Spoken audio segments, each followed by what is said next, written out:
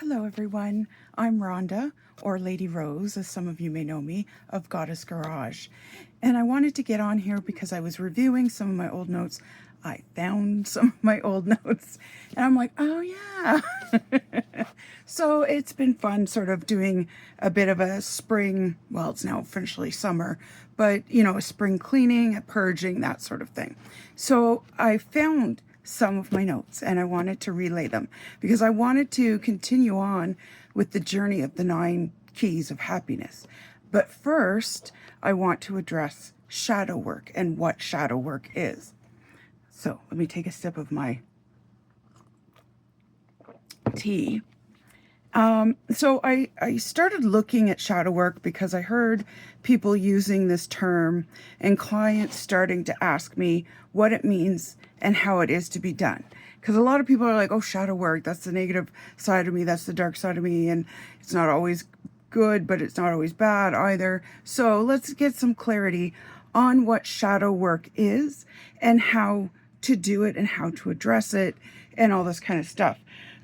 So shadow work is a few things, really, but the main thing is that shadow work is about its healing. So we all have shadow sides. If you've ever seen the yin and the yang symbol, it is about black and white colors, and the black has a little white circle in it, and the white has a little black circle in it. So we all have, the opposite of what we want to be or where we are or whatever inside of us. Yin yang actually represents the male female, and it's sort of like, okay, you might be female in this life, but you do have a little bit of male energy in you, as a man in this life might also have a little female in his energy. We are the combination of both energies, and we are the yin yang sort of represents the coming together as a whole. Now, it's not always in partnership. Sometimes it's in partnership with yourself, as opposed to if I'm a woman, I need a man, or if I'm a man, I need a woman. It's not always that way, but it can be. Like, for instance, I believe it was back in the medieval times that a king could not be a king unless he had a queen. So they recognized that they needed that female aspect in order for the kingdom to be complete, so to speak. So, like I said, shadow work is about healing. Some of it's about healing. Some of it is about accepting as well. So often shadows come from childhood traumas. And they're childhood traumas that we've ignored or not noticed because it has become normalized to us. So I have an example of that. So when I left my home, when I was a young teenager, I left when I was about 16, and then again when I was 17, and then for sure at 18. But yeah, I came and went sort of thing. But when I was away from my family, because we always had dinner at the dinner table, and I'm the oldest of 7 children, so it was a busy time.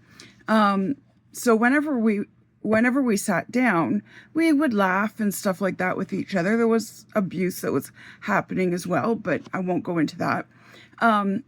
So anyways, when I left the house for a while, and then I came back for a visit, sat down at the dinner table, and I didn't realize how sharp and hurtful a lot of the jokes that we were saying to each other were, like, very sharp and hurtful. And I'm like, this is like learning to abuse, because my mother would often instigate it. Love my mom. She's passed. All is good and well.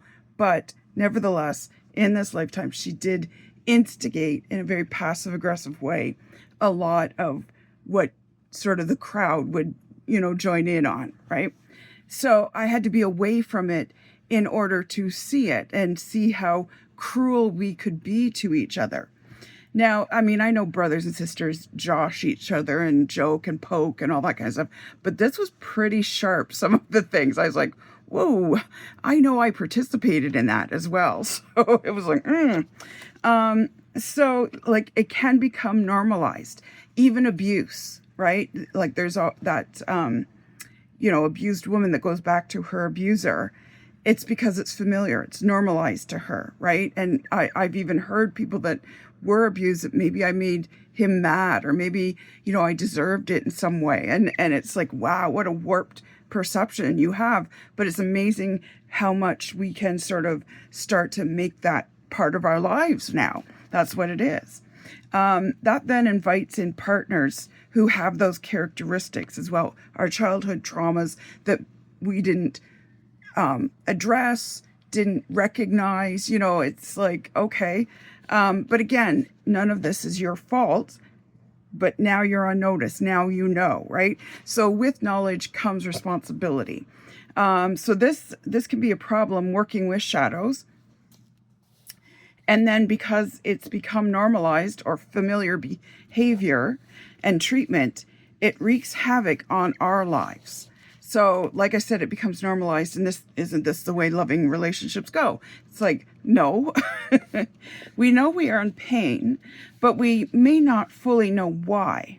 And we'll blame the partner first a lot of the times, because when we pick a partner that maybe is abusive, like our mother or father we're sort of subconsciously trying to work through some of that childhood trauma.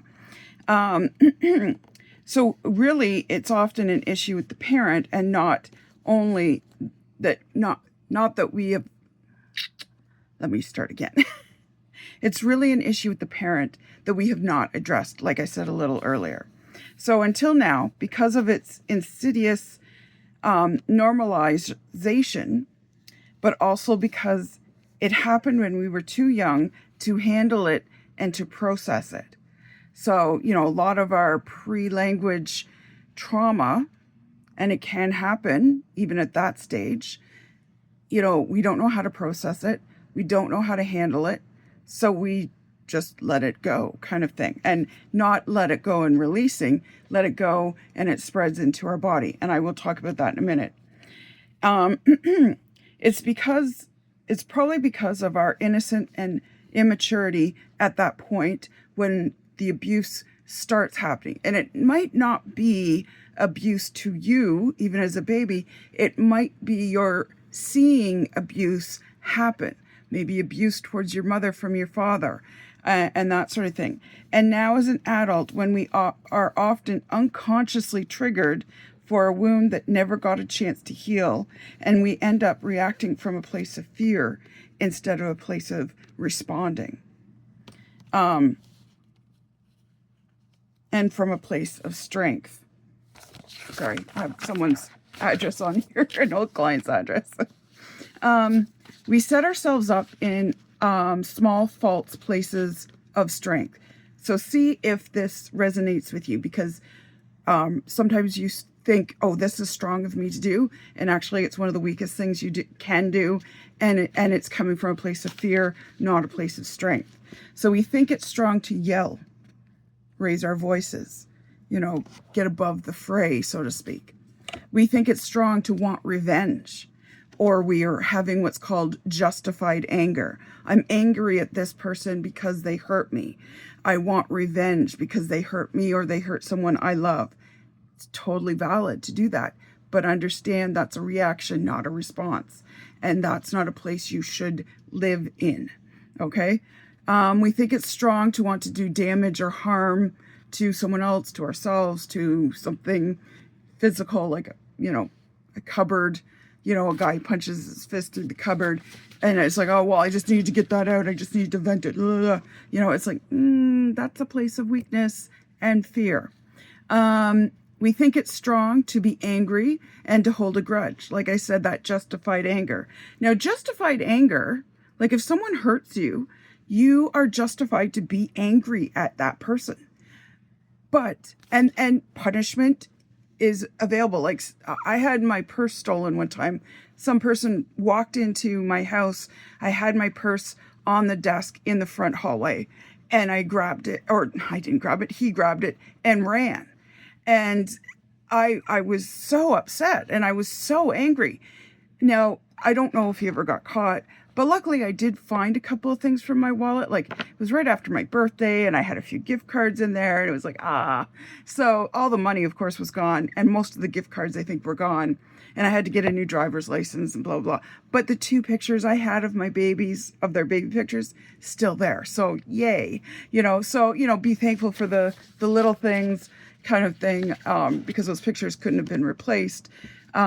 So, I was justified in being upset. I was justified in anger, but eventually you have to let it go and respond correctly. I went to the police station and filed a report and all that kind of stuff. It's also a very patriarchal way of looking at it because it is often a male energy that requires us to be angry, to want revenge, to want to lash out in a physical way. It's not always wrong, but it is very patriarchal. So, just putting that out there and understanding. But this life is meant to be dualistic. This life is meant to be an experience, both good and bad, and everything in between, around, up, and down. You don't have to do anything in every situation. Believe it or not, your 2 cents is not always wanted. Like, people love to give their opinion on things. I remember going back to the story of having my purse stolen off the desk in my front hallway. And the guy went through the couple of doors. We hadn't locked the door. So there was a screen door and then a door, right? And he went through, and he, ballsy, I thought, like just grabbing it. I was halfway down the stairs because I heard someone, and he just took off, right? So a lot of people were angry on my behalf, but they were angry at me, right? They were angry. Why didn't you lock the door? Why did you leave your purse there? You shouldn't have it in the front hallway where it's easy to grab. So that people do get angry at ridiculous things sometimes. And it's right to be angry. Anger isn't the issue. It's, where are you directing your anger? Because don't you think I already thought of those things? I made some stupid choices. I left doors unlocked. I left my purse right there, easy and visible for someone to grab. All those things changed. But, a lot of things change when something bad happens. Like in hockey, when that goalie got a slice on his neck from a skate that are very sharp. And, he almost bled out, right there on the ice, right? Because cut to the neck is pretty serious. It was after that they went, oh, maybe we should have neck guards. Like, something bad often has to happen before we clue in and go, let's protect this part of ourselves. So, the same thing happened with me. People were angry, but they directed their anger at me for the stupid choices I made, and not always anger at the guy that did the wrong, right? But like I said, it's life, and it's supposed to be an experience. And I don't have to do anything necessarily. We are meant to experience pain. We are meant to experience hurt. We are meant to experience, someone wronging us. We're also meant to experience happiness. We're also meant to experience joy. All of it. We're meant to feel all of it and experience it. Pain is not a bad thing. I know we veer away from it, right? Like, that's going to be painful. We go away from it. But we're meant to experience. Sometimes it's inside, sometimes it's outside. But we're meant to experience it, and it's okay. Again, you don't want to live there. You want to heal, right? So this is part of that 9 keys. It's almost like a 10th key. I'll probably add a couple more keys to it. But this is one of the beginning steps, is addressing your shadows and becoming familiar with it, and becoming familiar with the dark part of yourself in balance with the light part of yourself. And it's not about light and love and all this kind of stuff. It is about love, absolutely. But the darkness isn't always a bad thing. It can be. Part of it is. But also, there's life, right? So we are meant to experience pain, like I said. Just as part of everyone's life purpose is to learn to love everyone and I mean everyone that touches our lives. This was the big message of Jesus too, is love everyone, forgive all. And there's an old saying, I can't remember who it is, it's a quote, to understand all is to forgive all. And God, Goddess, Creator, Spirit is very forgiving. And we are made in the image of the divine. So we're exposed to experience pain and hurt and forgive and love nevertheless. Well, there are going to be people that bring pain or hurt into our lives, and they are meant to do that. That is part of their journey and part of ours too. For they are our testers and our teachers. In fact, they're usually the bigger teacher and testers. Our life purpose isn't to love those that are nice to you or love those that come in fleetingly and we can love at a distance with those people. Those are the easy ones. Our life purpose is to love those that hurt us and cause us pain. We are meant to experience pain and to love anyways. We are meant to learn how to transmute the energy of pain back into love. When we can do this, we have the ultimate control of ourselves, and we have the ultimate clarity. You know, sort of, Jesus was like, what if someone, like one of his disciples was like, what if someone slapped you in the face? You know, he's like, turn the other cheek. You know, let him slap you again. Now, he went to the ultimate, like, let them kill me. But, you know, even he hesitated in the garden. He was saying, dear Lord, do I have to do this? And the answer was yes. So it was like, oh, okay. So everyone has shadows, and we'll never get rid of our shadows. And it's not necessarily bad parts of ourselves. We do have, you know, like if you tend to be a kleptomaniac, if you are a habitual liar, if you are, you know, like we all have bad things we've done, right? So it's sort of acknowledging some of the bad in us, and you don't have to acknowledge it all at once because it's like, it would just crush us probably. And when we get to the other side, we are going to be shown our life movie, and there's going to be a lot of cringe moments. But if we've sort of acknowledged them and dealt with them in this life, they won't be as cringy, which will be good. And I'm not sure if they serve popcorn, but hopefully they do. So we're never going to get rid of our shadows. That is not what we're supposed to do. We are always going to have light and dark. And that is part of the experience, of this experience right now that we're having. And we even agreed to some of our darker shadows. So we even agreed to, I'm going to take this on and I'm going to work through this, whatever it might be. It might be jealousy, it might be envy, it might be lying, whatever it might be. I'm going to try and work through this. Okay?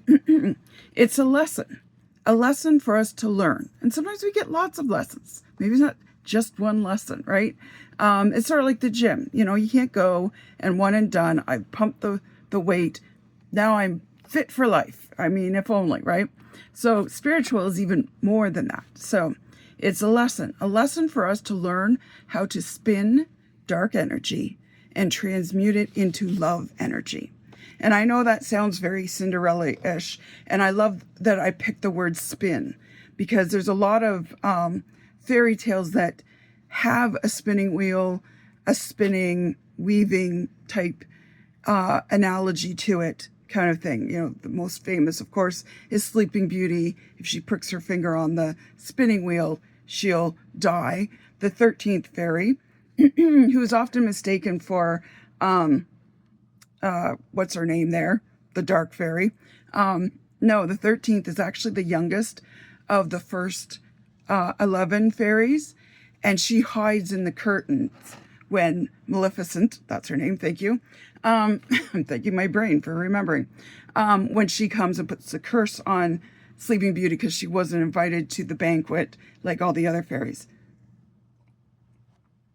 So the 13th fairy hid, and when Maleficent went, she said she can't lift the curse, but she can modify it. So instead of dying when she pricked her finger on the spinning wheel, she fell asleep for 100 years. And yeah, and then it goes on. I won't tell you the whole story. I'll leave. I won't give you the spoiler alerts or the spoiler outcomes in case you haven't heard it. And there's many versions of it. The darker part is pretty dark, but anyways, I digress. But that is part of it's very feminine energy to be able to spin. And that is very much why, you know, when a man is in charge like the king, that they needed that queen, because she could temper him and she could whisper in his ears, you know, this isn't great, give him some justice, or, you know, be merciful. She was able to help him spin. And because, again, remember I talked about patriarchal sort of reaction is revenge and harm and that sort of thing, whereas the queen could often modify that for the most part. I mean, there were bad queens, don't get me wrong.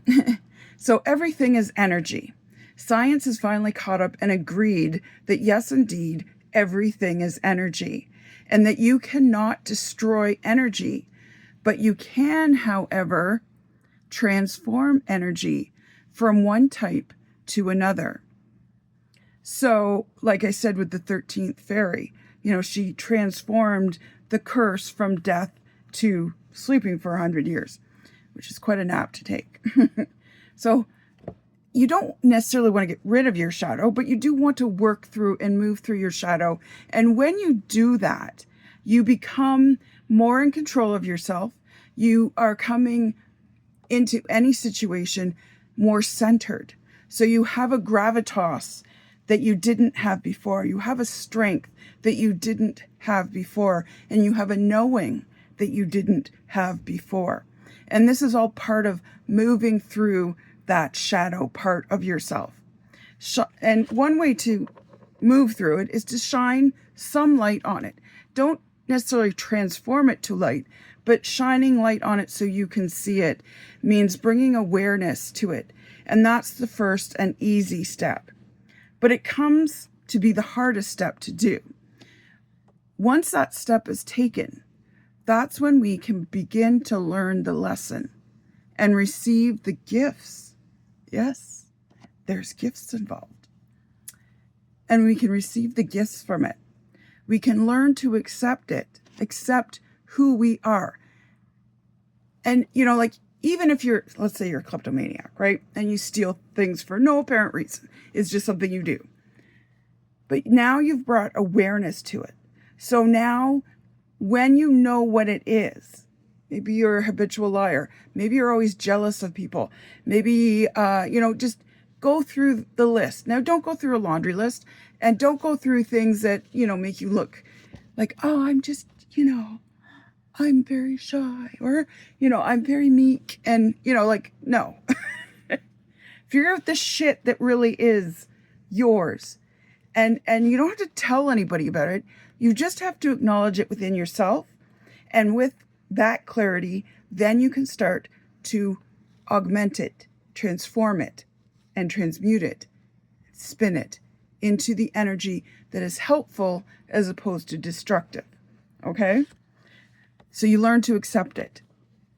Accepting it is not, oh, I'm a liar all the time. So I'll just go into every room going, I'm a liar, and I know I am. So I'm going to lie to your face right now. You know, that's all well and good. And people do that all the time. They'll be like, oh, no, I'm no good at that. Now, it's not always bad stuff. You know, like, it's like, oh, I don't know how to sweep floors. I just can't do it, blah, blah, blah.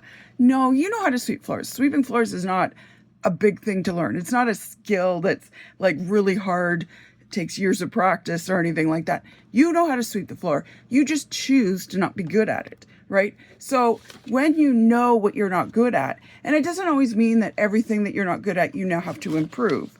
I'm just saying, you know, acknowledge some of the darker sides of yourself that are maybe not most favorable to you. But when you know it, you can then control it.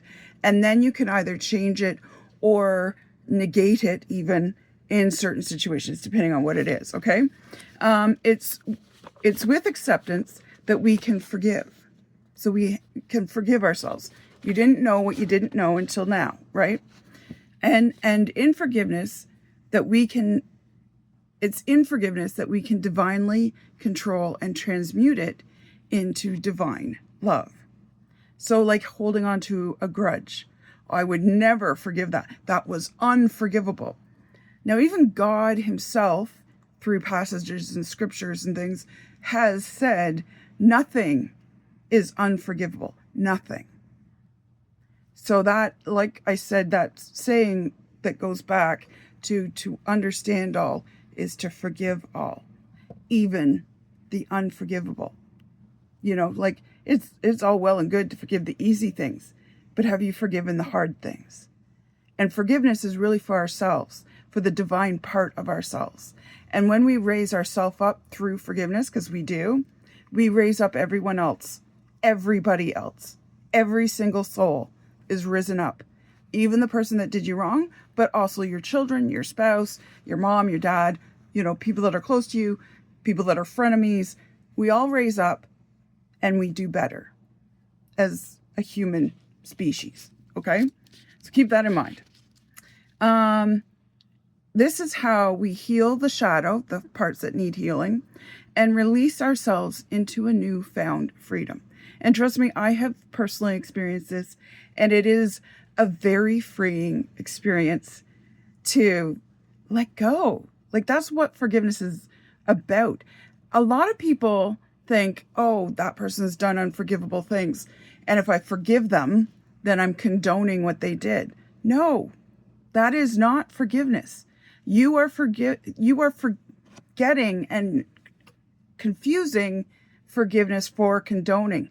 Two entirely separate things. You can forgive someone, but not condone what they did to you or to others or in society, whatever it might be.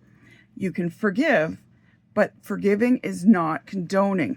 That's why I've changed my phrasing of, if someone says, oh, I'm so sorry, I don't say, oh, it's okay, because it's not okay. I mean, it's different if you're in the grocery store and someone's blocking your way and they go, oh, I'm so sorry. And then you say, oh, it's okay, whatever, it's all good, you know, and that's different. But if that person was to come up and take all my groceries out and grab my purse again and run out the store, and then they came back and said, I don't know what overcame me, here's your purse, here's your groceries. Why someone would do that, I don't know, but let's say they do. And then they say, I'm sorry. I wouldn't say it's okay, because it's not okay what they did. If I'm in the right frame of mind, because again, I'm human, I'm probably feeling wronged, betrayed, bewildered, all those emotions that come up. And I would hope that I could bring myself into the space of forgiveness quickly and say, I forgive you. Please don't do it again. You know, or something like that. And it sounds weird and awkward when you say that, because our phrasing, our modern phrasing is not in that. We've accepted it's okay. So that's why a lot of people confuse forgiving for condoning. So don't make that mistake. You know, realize forgiving is actually for yourself, not for the person that wronged you. It's so that you can get them out. You're evicting them, because they're renting free space in your head. Oh, you know, this chick came up to me and she just grabbed my purse and my groceries. She ran out to her car and just drove away, you know, and it's like, so she would rent free space in my head. And I would be angry, I'd be upset, you know, for 3 days, let's say. I tell everybody that comes near me, you know, and, you know, I want them to commiserate with me and blah, blah, blah, right? And they would, you know, invariably have their 2 cents of how I could have prevented that, right? Because everyone has an opinion. And again, sometimes opinions are not wanted. So, but you know, by forgiving, I'm evicting her from my head. So it's a found freedom, a newfound freedom. The first step is becoming aware of our shadows. Like I said, what toxic patterns do you now see and are aware of? So that's something to think on.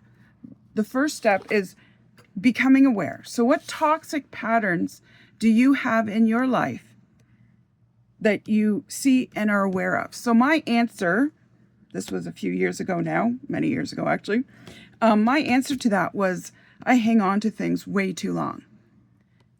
And it's out of fear. I don't want people to see that I don't have this anymore. I don't have a love in my life. I don't have a business. I don't have, whatever it might be. I hang on to things way, way, way longer than I should. And I've had to work through some of that.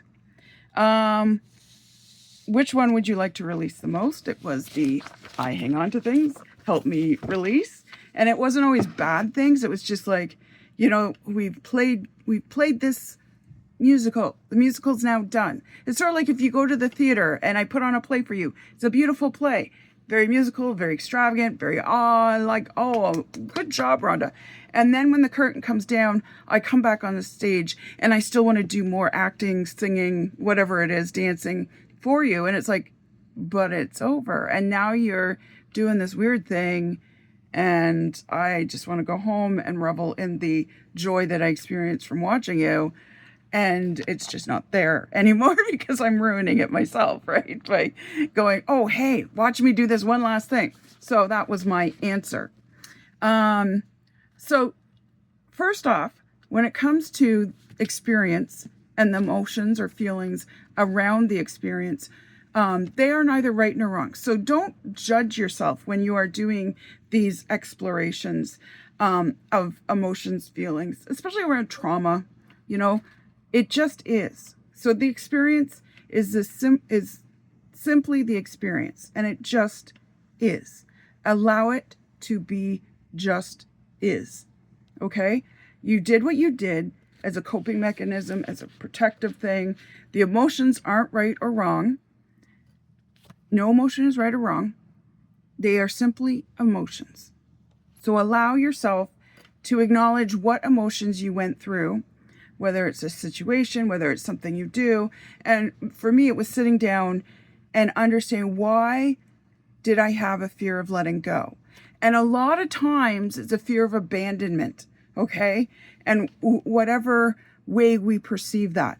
And all of us have a pain threshold, and there's a spiritual pain, trauma pain threshold. And some people have small ones and others have big ones. And just because you have a big one doesn't mean you're better than the people with the small ones. It just is. Again, it just is. It's not wrong what you felt in those situations, in that experience of whatever trauma, hurt, perceived hurt even. Maybe you look at it and go, well, I really overreacted there because I felt like they were disrespecting me. That's a big one with a lot of people. I felt they were disrespecting me. Why do you need their respect so bad? It's like, oh, yeah, I guess I don't really need their respect. And by not needing their respect, often you get respect in return. It's kind of weird. There's a lot of paradoxes, okay? And there's a lot of oxymorons that happen. So like I said, emotions aren't right or wrong. It just is. They just are, okay? Now, here comes the rub. How you react can be right or wrong, okay? All right, let me explain. So stay with me. Often when we react, we are giving over our control. Okay? Just like, and we are often reacting for years, even decades. We often do parent blame is one of the symptoms of still reacting. Our parents are humans who have been born and our first connection with other human beings. They are our primary connection and relationship, and we expect them to nurture and protect us. And that's what most sane people do. But again, they're humans. And parent blame is often very conditioning to our lives. But our job is to blossom into adults and learn to release and outsmart and outgrow our parent blame. So you can blame your parents for a lot of the ways that you've reacted in, your young years, right? Even if they were great parents, they are human. They have flaws. Maybe there was something, who knows, maybe you had a fight and you saw it and you were upset over it and that impacted your life and that sort of thing.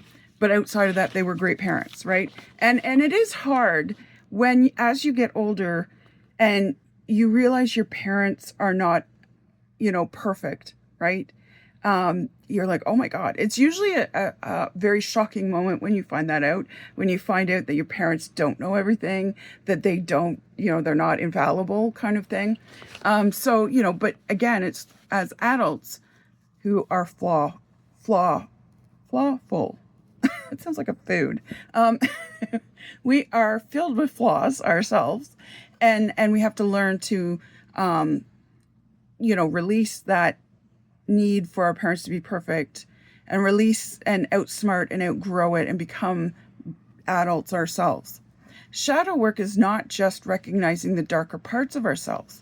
That is certainly a component, but it's also learning to forgive the darker parts of others, like our parents, that may have hurt you. Remembering forgiving is not condoning. So it's not just, the bad habits or, things that we've done, because we've all been mean and cruel at some point in our lives, I'm sure.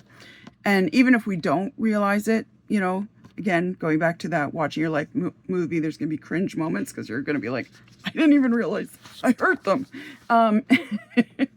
But also it's forgiving the dark parts of yourself, but it's also forgiving the dark parts of others, right? And it could be our parents. It could be the guy that stole my purse. I'm going to tell you about a story of mine. You may have heard it, read it. It's in a book called Women Like Me. It's available on Amazon. Often I have been told to release the trauma of my rape. So I was raped when I was 16 years old, going home from a party, and I ended up getting pregnant. It was my first sexual experience, by the way. So that was fun. And I ended up getting pregnant, and I ended up becoming the poster child because my parents were very, very, very Catholic. And abortion wasn't an option for me. And I became the poster child within their circle of why you should continue with the pregnancy, even after rape. And so I felt I didn't have a choice. And a lot of people have said, which way would you have gone? And I said, I often respond with, it doesn't matter now, because I am who I am because I went through that journey. And quite honestly, I wouldn't have given up that journey. And I gave birth to 2 beautiful baby girls, and I gave them up for adoption. And they're doing amazing. I know where they are and all that kind of stuff. And they're beautiful, and they've got families, and they're, amazing human beings. So I am at peace with all of it. And for a long time, it took a long, long time to become sort of untriggered by that, to become fully healed, and to fully forgive. Because I had to forgive the dark part of the guy that did that to me. And it's hard. And I can speak of it now for the most part without crying. I'm giving you the Reader's Digest version. Again, if you want sort of the more full version, you can buy the book Woman Like Me. There's a lot of them. Mine's the one, because it's many authors combined together. Mine's orange with, like, I think a lotus flower blooming, which is very poignant for me, like a lotus bloom within the muddy waters sort of thing. So like I said, I've often been told to release the trauma of my rape. And when you release trauma, especially for something like severe abuse, molestation, rape, these kinds of things, it comes in, sort of like an onion. You're peeling layers off, right? You're not going to give it all up at once. And that's okay. Be okay with that. But if you give even a piece of a layer, now you're getting closer. And it's a very spiral journey. It's not a linear one. We want to do the linear thing because we've been taught by the patriarchy that's the way to go. And it's not. And we've also been taught by the patriarchy that it's okay to seek revenge. And now that I've forgiven, I don't need revenge. And who are we to be judging, right? Like, yes, that was a bad thing to do. Don't get me wrong. And by forgiving, I'm not condoning what he did. But when we go to the other side, creator, goddess, God, whatever you want to call that, on the other side, when we are being shown the flaws of ourselves, but we will also be shown the amazing parts of ourselves. So don't think it's all going to be like bad, bad, bad. But if my rapist was there beside me and the supreme creator said, do you want me to punish him? I would say no. I would say I'm open to him being corrected, different from punishment, but I have fully forgiven. And I am who I am, and I've grown the way I've grown because of that experience. Like I said, pain is part of the experience. And when you truly accept that, then you start to grow. So I was often told to stop calling it my rape. But I've sat and pondered this quite deeply. Like, oh, have I not fully healed? And maybe I haven't. Again, it's a spiral journey. I might come back around and go, oh my God, this has triggered me, la, la, la, and I'll have to sit and work with it. And that's okay. Again, it's not a one and done. It's like going to the gym. You got to keep going, right? But I was told to stop calling it my rape. And like I said, I sat and thought about that. Is that valid?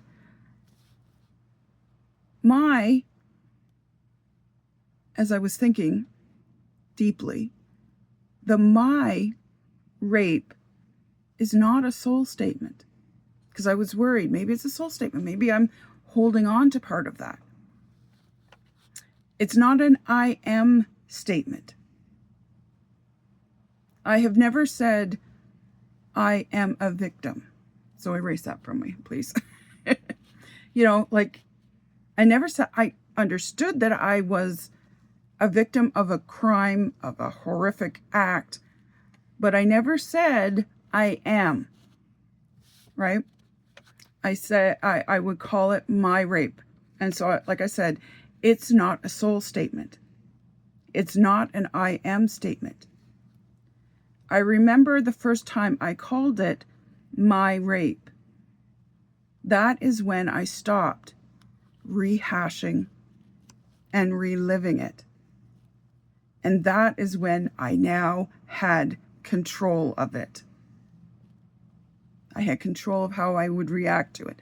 I had control now of responding to it and to sink deeper into it. And I often tell my clients this, sink deeper into the hurt, the trauma, to the point where you become an observer of it. And it just is. That is a very, very powerful place to be.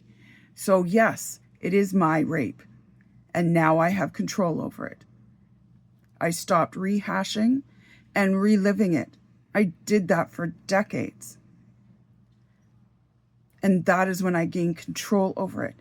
I was now outside of it as an observer who could no longer be hurt by it, instead of being inside it and letting it trigger me and throw me around in constant fear and anxiety because of it. It was a choice.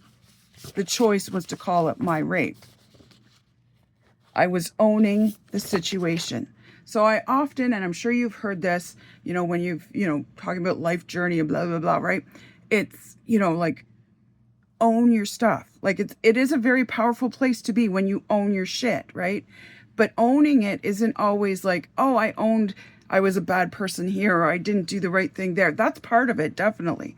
But some of the bigger parts of it is the choice to not allow the trauma to influence your life in the deepest, most insidious ways that it has, right? Do I go right or left? I go right because I'm scared. Do I go right and left here? I go left because I'm fearful. Like you're making choices based on fear throughout your life. That's the thing, right? It's like you don't realize how into the little crooks and crannies it is until you grab control of it and say, I make a choice right now that it is my trauma, that it is my rape, that it was my abuse. And by owning that and that's what you're doing, you now have control over it, and it can no longer hurt you or trigger you. And it is a layer, a spiral journey. For now, it can't hurt you down to level 9. Maybe it hurts you only to level 8. And then as you continue to own it, now it only hurts you to level 3. You continue the levels. So there's always going to be moments when it's going to trigger you again, but it won't trigger you as much. The old Rhonda would have gone way down the rabbit hole and rehashed it and relived it, cried her tears and all that kind of stuff. And it doesn't mean that I wasn't hurt. It does. And it doesn't mean, I'm condoning it. Absolutely not. But I have control over it, and it no longer has influence on me. So I'm never going to get over it, and that's okay.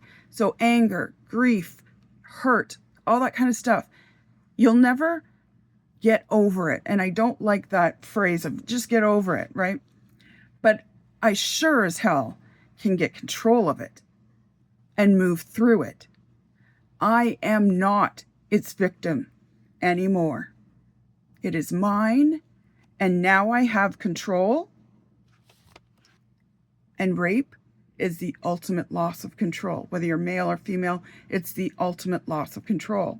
So to regain that control is a very powerful moment. And that is part of moving through your shadows. Not only recognizing maybe the darker parts of you, but recognizing and forgiving the darker parts of other people, of other souls. So sit with that. Journal about it. Meditate on it. See where your shadows are. Get control of your hurt, your anger, your trauma. As justified as it is that you went through that and you're angry and hurt and traumatized by it, it's okay. Sink down into it and become its observer and recognize it just is. And like I said, it was part of my journey. Two good things came out of it. 2 amazing things came out of it. But other things came out of it. I am who I am because of what I have experienced. Reflect on yours. Okay. Thank you, everyone. Much love to you all. Message me if you want to do one-on-one sessions. I'm here. I'm available online, in person. I'm in Kingston, Ontario, Canada, just in case you were like, where's in person? But technology has made it, so we can contact each other virtually. So that always works too. All right. Be at peace, my friends. Love you. Bye.